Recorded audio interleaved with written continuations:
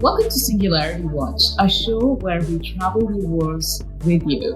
I'm Kavya Perlman, founder of XRSI, the XR Safety Initiative and host of your show. Today, it's a bit of like playing at home, but at the same time, we'll immerse ourselves in quite uncharted territory at the core of VR cybersecurity. I really think that no one can be as good as Abe Baggili, to pilot us into the exploration. But you must know that Abe has been the first person I spoke about my idea of creating XRSI, especially because I was so inspired by some of his research. But we'll talk about that in a moment. For now, time to go. I know, Ollie, you're the one who always introduces our guests, but with Abe, I must say something. As you know, Abe is one of the original founders of XRSI. He's actually the person, and I want this on record because I promised that to Abe long time ago, who came up with X-Reality Safety Initiative, or XR Safety Initiative. I still remember the day when I called him randomly, just looking through his research. I picked up the phone number and I was like, "Hi, I'm Kavya Perlman. I would like to speak with Ibrahim Baggili." And off we went. Abe was gracious. He had just concluded this phenomenal research, and he sort of gave me permission to talk about it. I remember I gave my first speech talking about all the cyber attacks that Abe's team had discovered and showcased his research at Augmented World Expo. And I'm just amazed at all the work that Abe has done since then. So all I can say is, welcome, Abe. Thank you, guys. It's really a pleasure and an honor to be here. And, it's good to see you virtually in this world that we live in today. As many of you know, at the end of each episode, we ask our guests to give us his or her definition of singularity, their very own definition. With Abe, just as we did in the episode with Richard Foster Fletcher in episode 13, we definitely need to start from here. And we know this might, fill the whole episode if we wanted. So, Abe, what does singularity mean to you, if you had to kind of define it with your own words? I mean, that's a good question. I wasn't really prepared for that question. But I guess the thing about me is, as a scientist, I understand that, language can change over time. So anything that we kind of call singularity now could actually change as we move forward. So from my perspective, I mean, a lot of people talk about singularity is when AI maybe will surpass human intelligence and be able to self-replicate, create, be more autonomous on its own and things like that. So I would say that would be when I think of singularity, that's what I think of. As I said before, you and your team in 2019 published the very first set of novel attacks that can be conducted in virtual reality or immersive technologies. We can detail them out more. But first of all, what keeps these attacks together conceptually? So, would you say it's the attack surface or something else? Is there a sort of a, fundamental thing that covers them and ties them together? Like we have MITRE and OWASP stuff. Do you see this as a separate thing, or what keeps them together?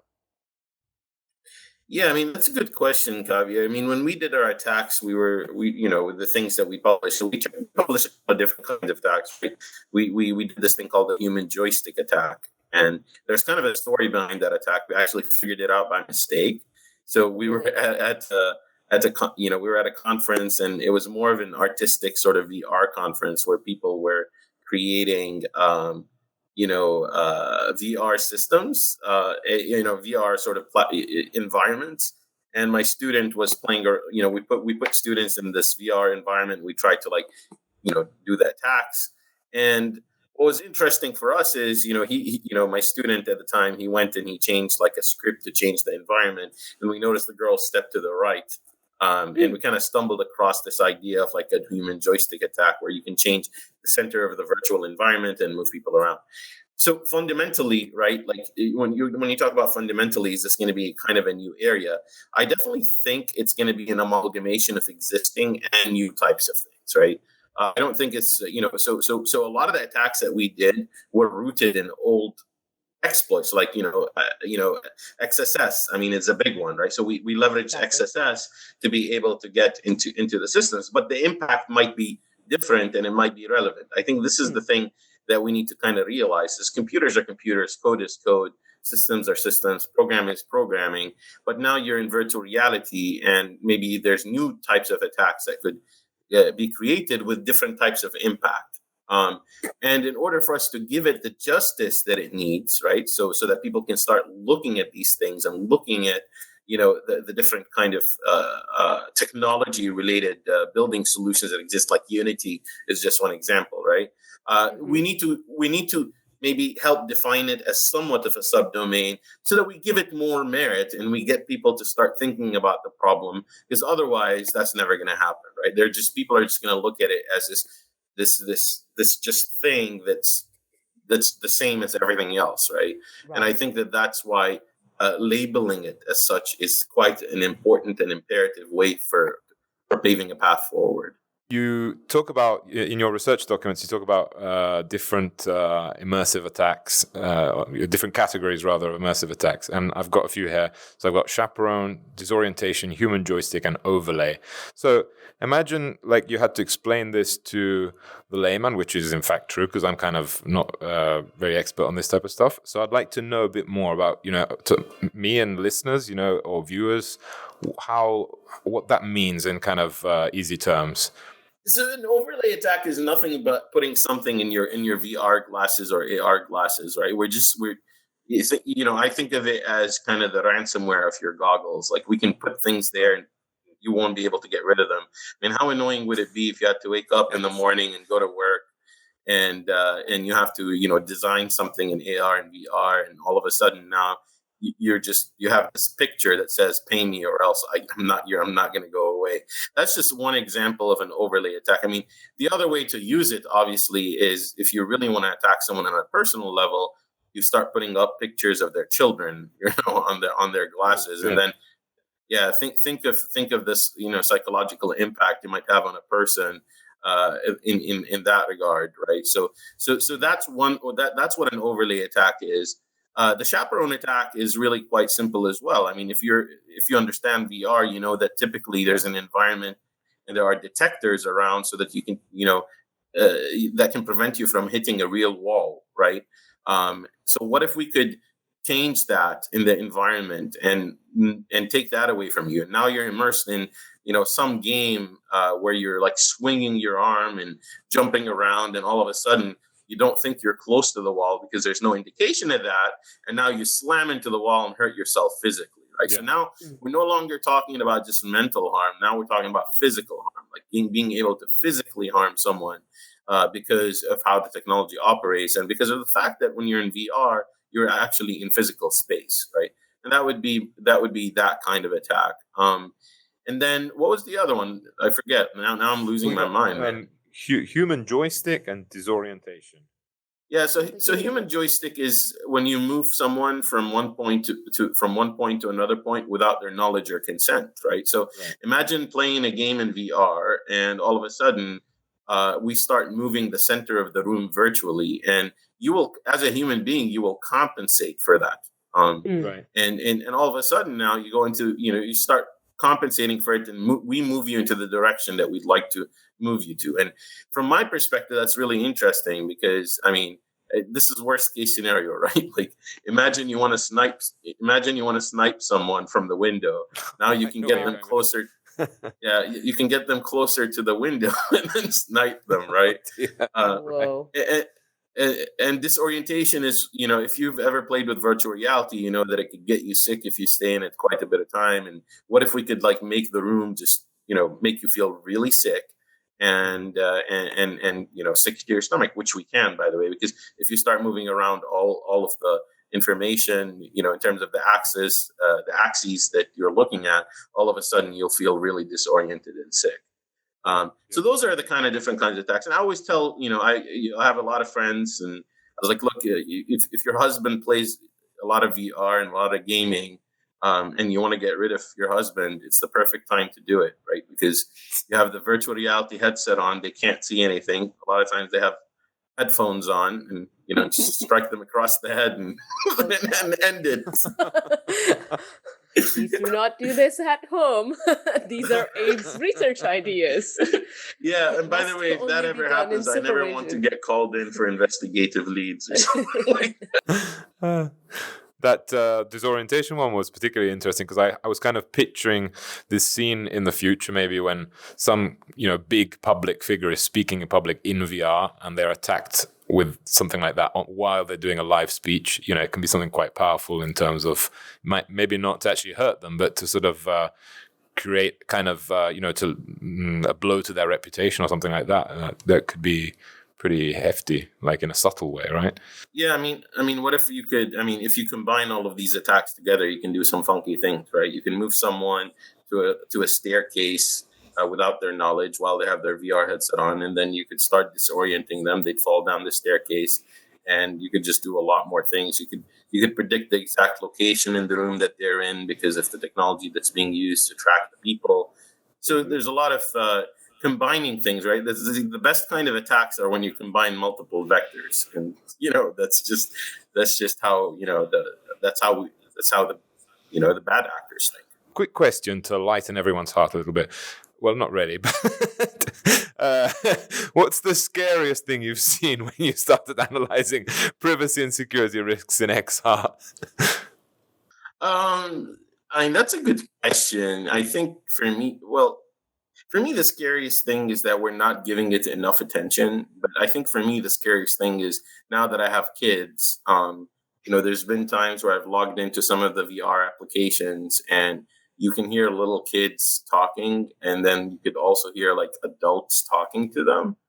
I think that's really weird, right? And like, basically you have a lot of people that might go into these sort of applications and start grooming kids and it's just another new avenue for some of these people to do some negative things. And that's the part that I'd like the least, to be honest with you, is other than just the security aspect of course. Now the scariest thing that we did is create, from a technical perspective, is we showed that we're able to create a self-replicating worm in a VR environment and be able to completely access the person's computer without them having to do anything. Like the person would just have to use the VR application as it was intended.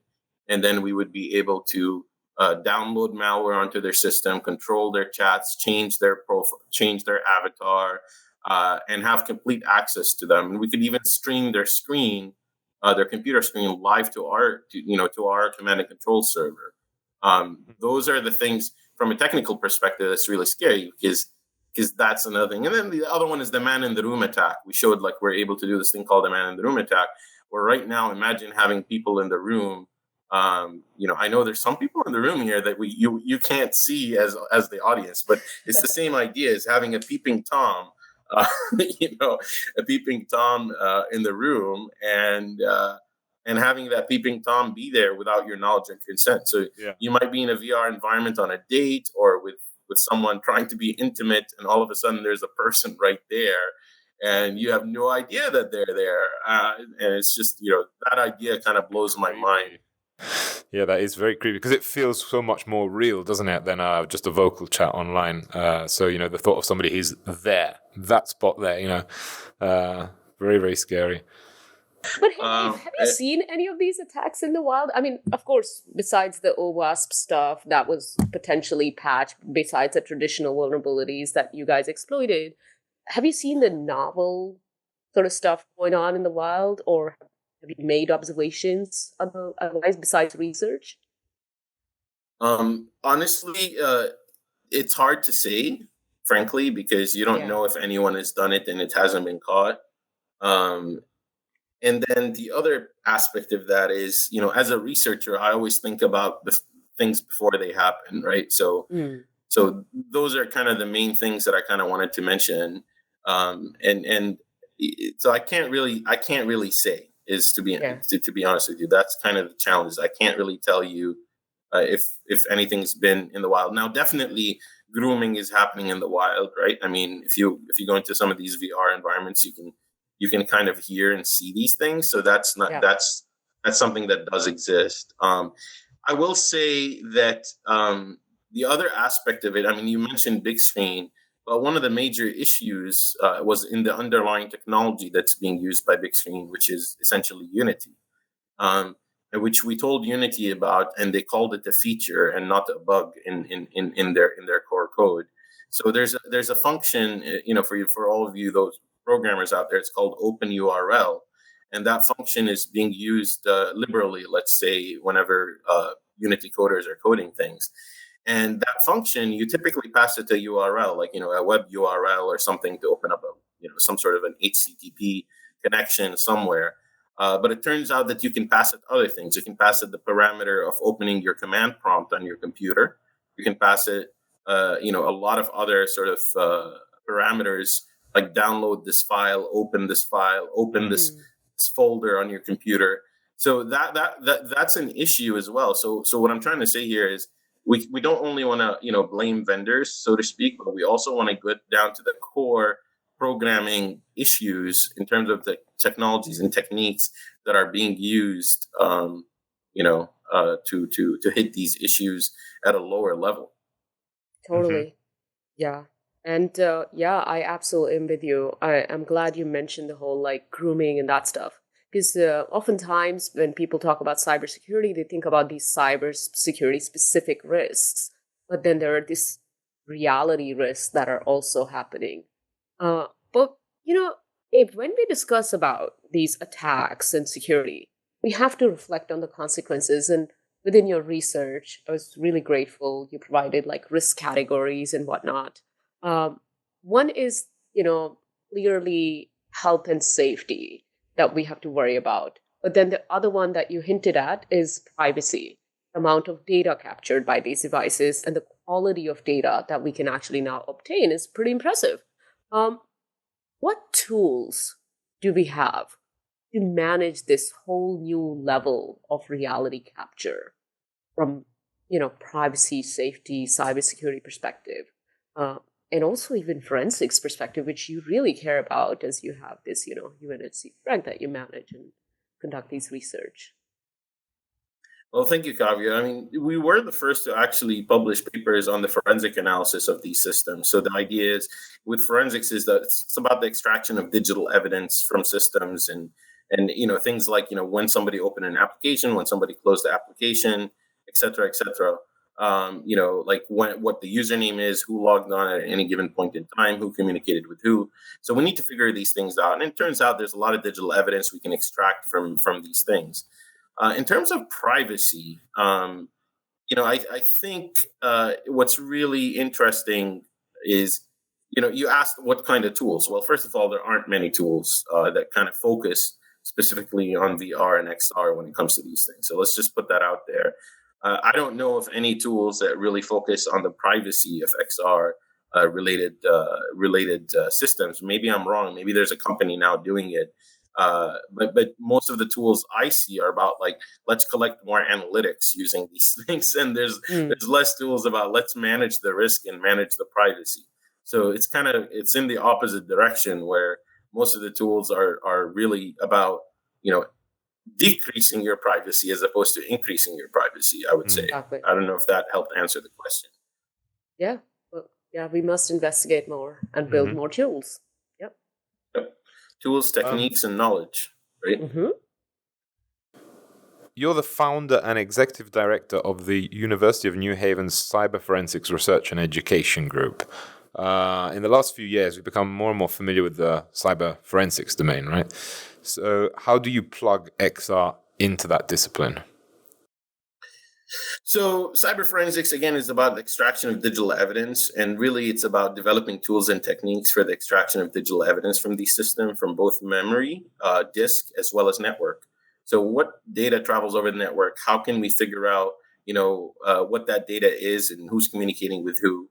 Those are the sort of things that we look at. So the interesting thing about my field is it's like I care about privacy, but to do forensics, sometimes you're like, man, I have to somewhat invade someone's privacy to figure out what's happened, and it's just it's a kind of they kind of it's kind of an interesting situation to be in, to be honest with you, because on one end I care about privacy, on the other end I care about finding who the bad person is, and it's just it's a constant struggle for me to be in that situation and to find all that data. So yes, I mean, I truly believe that there's a market for sort of XR type forensic stuff. I think the military just released their HoloLens XR stuff that they're starting to use and deploy.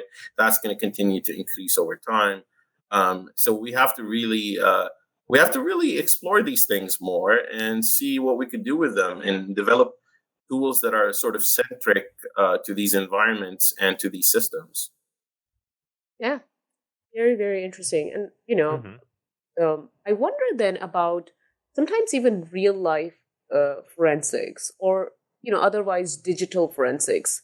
Could we actually somehow leverage XR spaces to do digital forensics? For instance, like reconstructing things or events that may have happened. Are we there yet where we are conducting simulation of simulation kind of thing? Yeah, I mean, absolutely.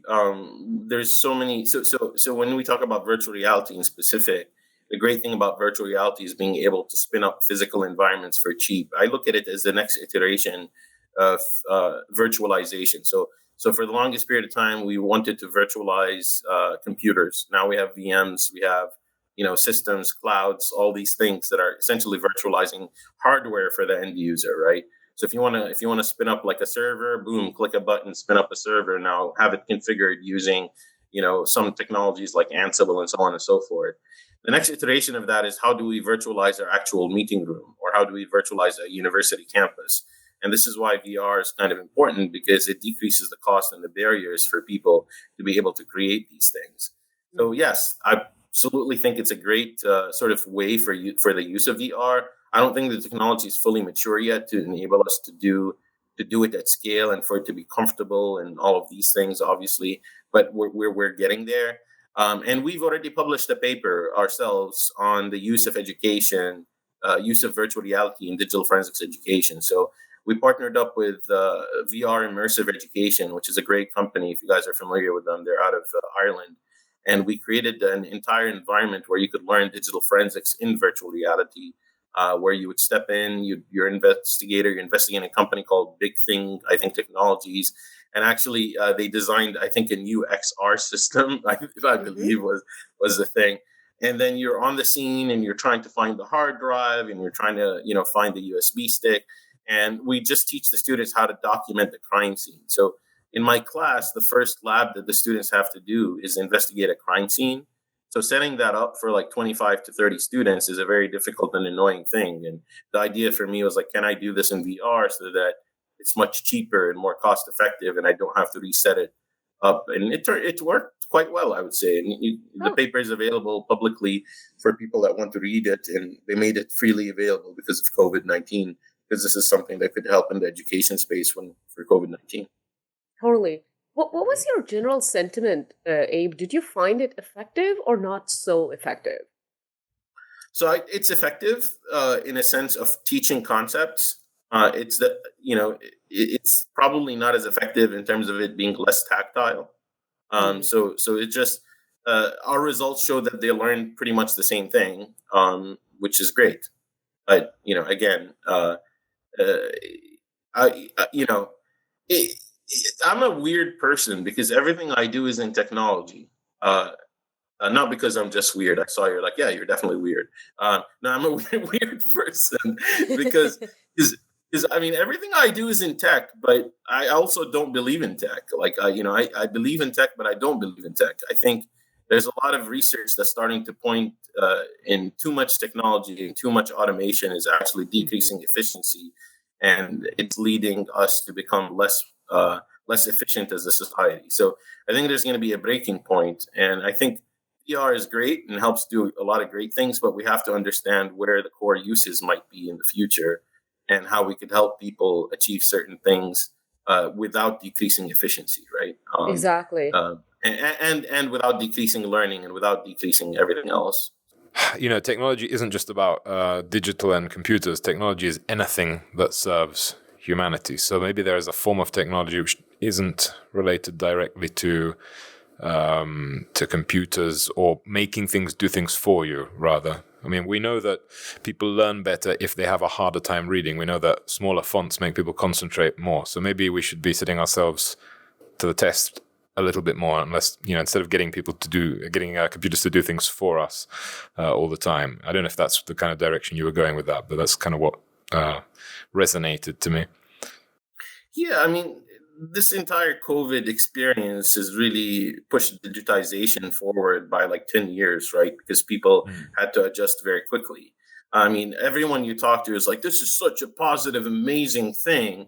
And I'm just there sitting down, like, you're full of crap most of the time. I mean, I'm sorry, guys, but that's just how I feel about it. I mean, I think Zoom is great, and it's helped it helped serve its purpose. It helped us, sort of digitize some of the things we're doing, but it's not the end all be all. And frankly, it is. You talk to students that are in university, they're like, it's just not the same experience. We don't like it as much. We want to be in the classroom. We want to be face to face. And, I think there's going to be a breaking point for all of us. And I think that companies are, the whole idea from working from home, like, I have kids. I mean, if I didn't have kids and, my kids were grown up and I had my home office and no one would bother me, it'll be great. But working from home sucks. I mean, most of the time, some people love it. They're like, I can spin out of bed and I can sit down, look at all the positive aspects. I'm like, yeah, great. But you're not getting the real job done most of the time. And frankly, people are going to disagree with me and tell me I'm a lot more productive. I'm like, no, you're not. You're just telling yourself that. I don't see that being a world that's going to be so much better for all of us in the future. And I think that if we continue moving in that direction, I think at some point people are going to be like, we need to revisit everything that we've thought about. The same thing applies. I don't know if you guys have seen all of these companies. There was a huge wave for a longest period of time where it's like these startup incubators that allow all of these companies to work together in the same space. And it's kind of something that people posted about. Open offices, let's work together.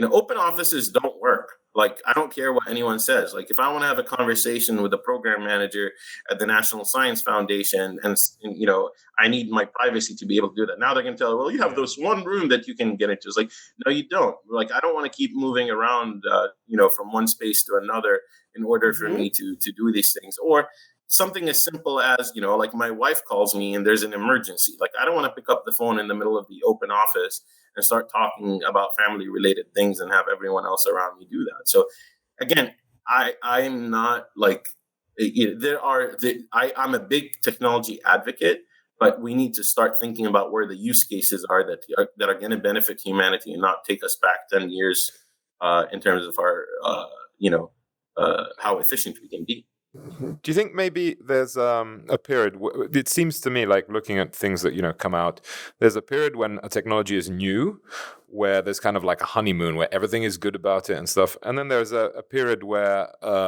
it's like you develop some kind of immunity to it as a human society. And so then people start to use it with more, not caution is not the word I'm looking for, but with a bit more moderation and in the right places. I think we've seen this with TVs. I remember there was a period where in Europe, TV had been around for ages, and so people would watch it, but not like the whole time. And there were still poorer countries who were absolutely obsessed with coming over here and buying TVs and taking it back, and it would be like the big thing, right? So that kind of made me think about that. Do you think there's like a period, like a natural period where populations become obsessed with the new technology and then that tends to balance out over time? Or do you think we really do risk a future where we just become too dependent on it as a whole? Yeah, I mean, I can tell you that this whole idea of, just think about that for a second, right?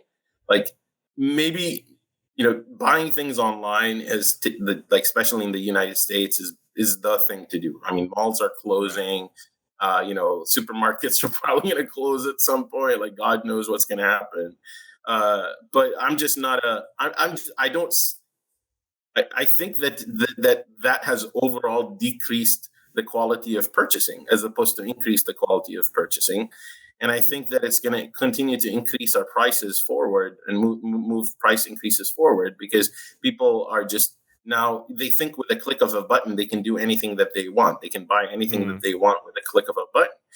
And it's just changing our society. Like now, you can buy a car with a click of a button. I mean, like, that's not a cheap purchase, or, to just buy a car. And I don't know. I mean, I'm a skeptical person when it comes to these things. I don't feel that we are taking the right measures in order for us to stop and think about everything that we're doing. I actually don't think that that's the case. I think that maybe it'll happen in the future and we can reconfigure and rethink, but that's very difficult to do that when we become addicted, right? Like it's very difficult for us to kind of change our habits when an entire society has become not just, we're not just reliant, but also completely addicted, right?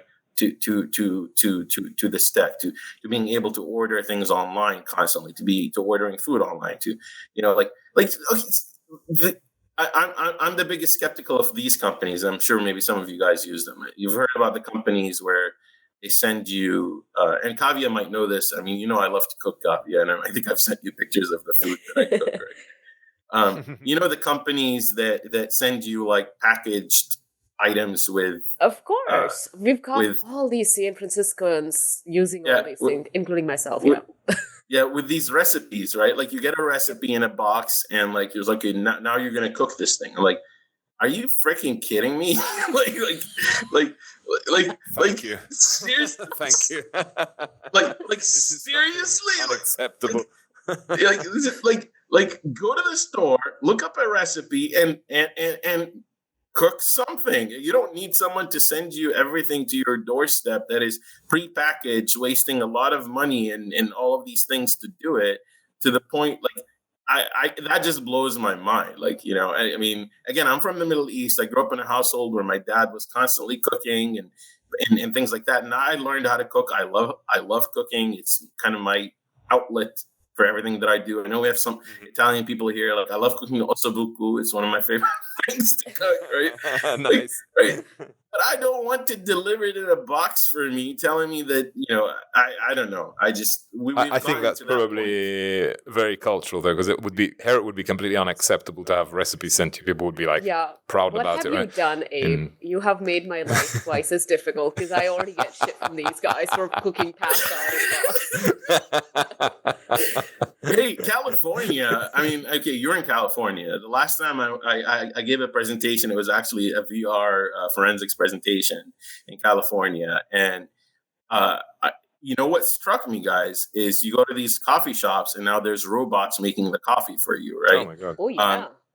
Why? I mean, the question is why, right? The question is why? Because baristas that live there can't afford the cost of living in that area. So now they have to find another way, right? So it's always about money, right? Everything is about money at the end of the day.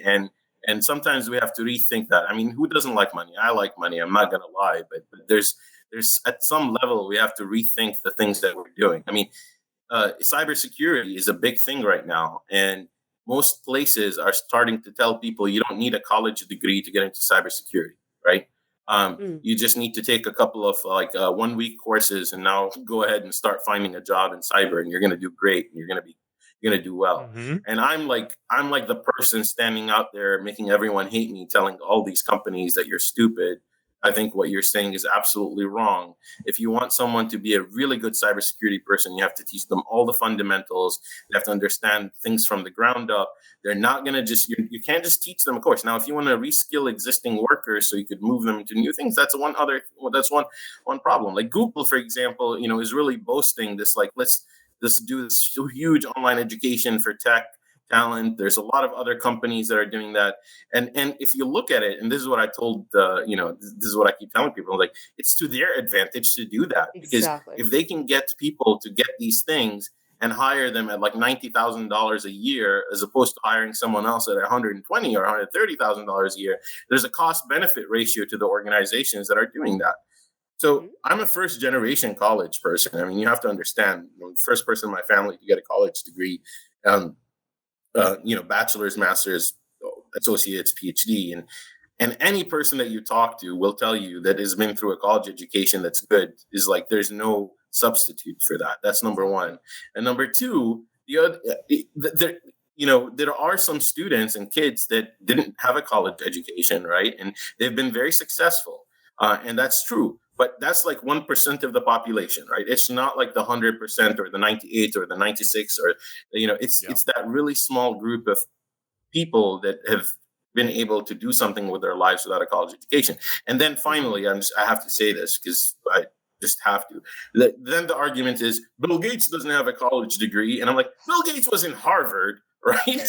who's he wasn't like, he was already in Harvard and he's like, oh, I'm going to take a chance on this. And he was at the right place at the right time. And definitely a smart guy, amazing guy, done amazing things in his career. But you can't just, exactly.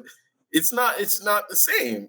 Anyways, it is not, Abe. No, I mean, I totally agree with you. Like, I remember when I was a hairstylist and I had to go get, I really just wanted to become cybersecurity officer. I had to get a degree, and that is all what I would do even today, knowing all the certifications full well or whatever. No, Abe is 100% right. There is this misconception, especially the companies using the misconception to, manipulate you to think that this is a better education. No, that's a data grab as well as, just like a resource grab. But Abe, one thing, not a shocking news, but in cybersecurity and in IT in general, it's a white, male-dominating field. First of all, have you ever felt marginalized? And before I even go there, I must compliment and say, what a remarkable journey as a person who is the first one to go to college in his family. Because, I'm not the first to go to college, but I'm first to go this far. So I really relate and honor you as a person, as a researcher, as all the things that you've done. It's truly remarkable. And then on that same note, I wonder if you've ever felt marginalized in some way in the domain. And do you think this perception can be a barrier for women and minorities to even enter the industry? I mean, so I'm kind of here's the thing. I mean, Kavya, that I do a lot of work in terms of working with underrepresented groups and minorities. And, exactly. I have the Gen Cyber Camp, which was featured in Time for Kids. I have, 20, I've helped increase, not just with me, like me and Liberty Page and the people I work with at the university. I mean, it's really been my push, but they were like, yes, we want to do this, right? And it's so now our program all of a sudden in the cybersecurity program has over 21% females. 4 years ago, it was like 0%, right? Like so we've increased that amount significantly. In terms of me being feeling marginalized, so I'm a kind of a unique person because first of all, let's understand something. A person from the Middle East in the United States, for whatever reason, is considered white, right? Like for whatever reason, right? Right? Like this is Biden is trying to change that. The new administration is trying to change that because they realize that you're not really just a Caucasian person, right? Like, but so it is that's kind of the first thing that I wanted to say. The second thing is most people, when I talk to them or meet them or things like that, they assume who I am. Like, if they find out I'm Arabic, they assume I'm Muslim. If they find out I'm Jordanian, or if they find out my name is Abe, they assume that I'm Jewish. If they see my last name Baggili, many times they think I'm Italian. When I go to a Mexican restaurant, they start speaking to me in Spanish. So I don't know where I fit into the mold. So for me as Abe, I try to leverage every situation I can in order for people to kind of identify with me, right? And if they identify with me, that's all that matters to me. And I just move forward in order for us to do the business that we have to do and to kind of continue doing the things. Now, I will say when I was in college, many students were getting internships in our digital forensics laboratory. And I kept trying to get the internship, which was unpaid even, to work with with a certain law enforcement entity there, and it wasn't like federal level or anything like that. And finally, I remember going into my professor's office. I'm like, why am I not getting this internship? Is it because I'm Arabic? And he's like, I didn't want to say that, but yes, So, Gosh. so that was kind of a thing to think about.